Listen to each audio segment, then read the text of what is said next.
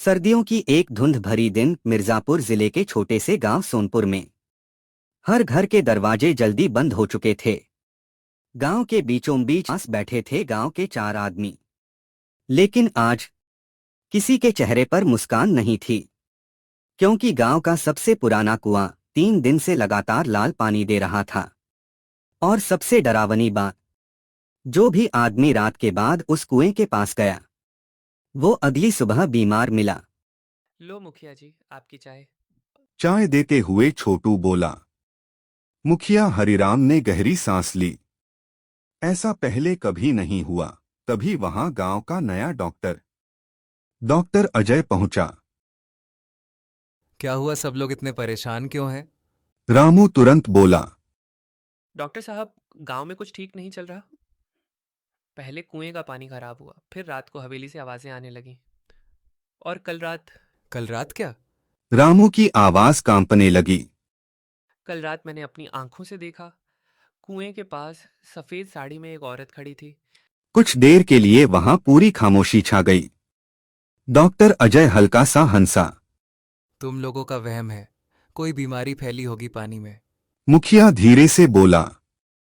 काश ऐसा ही होता डॉक्टर साहब, लेकिन यह सब उस पुरानी हवेली के खुलने के बाद शुरू हुआ। कौन सी हवेली?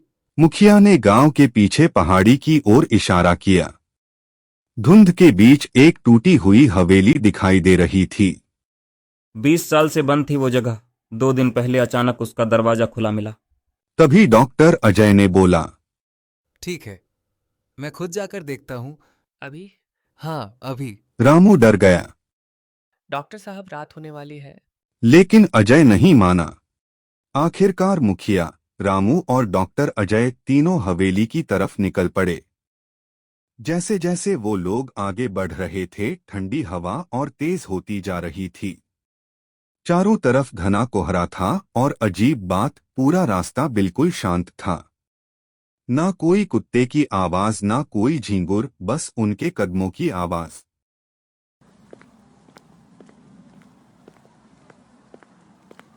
करीब आधे घंटे बाद तीनों हवेली के सामने पहुंचे। हवेली का बड़ा लकड़ी का दरवाजा आधा खुला हुआ था। ऐसा लग रहा था जैसे कोई अभी अभी अंदर गया हो। रामू डरते हुए बोला। डॉक्टर साहब, वापस चलते हैं।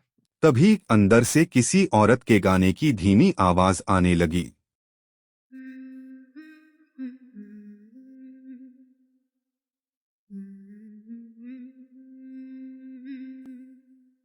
तीनों एकदम रुक गए। मुखिया की आंखें डर से फैल गईं।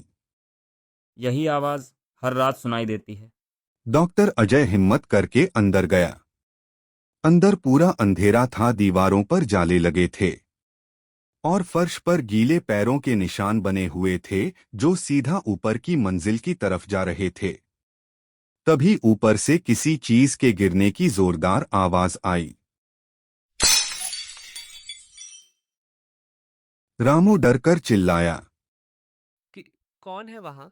लेकिन जवाब नहीं आया। डॉक्टर अजय धीरे धीरे सीढ़ियां चढ़ने लगा, बाकी दोनों भी पीछे पीछे गए। ऊपर पहुंचते ही उन्हें एक कमरा खुला मिला। कमरे के बीचों बीच एक पुराना झूला अपने आप हिल रहा था। और तभी डॉक्टर अजय की नजर दीवार पर लगी एक तस्वीर पर गई। तस्वीर में एक औरत थी, सफेद साड़ी, लंबे बाल और बिल्कुल वही चेहरा जो रामू ने कुएं के पास देखा था। तभी पीछे से एक ठंडी आवाज आई। मेरे घर में कौन आया है? तीनों धीरे धीरे पीछे मुड़े और उनका खून जम गया। वही औरत उनके ठीक पीछे खड़ी थी। उसकी आंखें पूरी सफेद थीं, चेहरा मिट्टी से भरा हुआ और पैर उल्टे। रामू जोर से चिल्लाया और भागने लगा, लेकिन अचानक हवेली का दरवाजा अपने आप बंद हो गया। मुखिया कांपती आवाज में बोला। तो तुम क्या चाहती हो? 20 साल पहले इन गांव वालों ने मुझे इसी हवेली में जिंदा बंद कर दिया था। मैं निर्दोष थी, लेकिन मुझे डायन कहकर मार दिया गया। डॉक्टर अजय ध्यान से उसकी बात सुन रहा था। औरत की आंखों से खून जैसे आंसू बहने लगे। मेरा सच आज तक किसी ने नहीं सुना। तभी हवेली के नीचे से अचानक लोगों की आवाजें आने लगीं। गांव वाले मशाल लेकर वहां पहुंच चुके थे। उनमें एक बहुत बूढ़ा आदमी भी था। जैसे ही उसने उस औरत को देखा वो रोने लगा। मुझे माफ कर दो गौरी, उस रात सबसे बड़ी गलती मेरी थी। मैंने ही लोगों को तुम्हारे खिलाफ भड़काया था।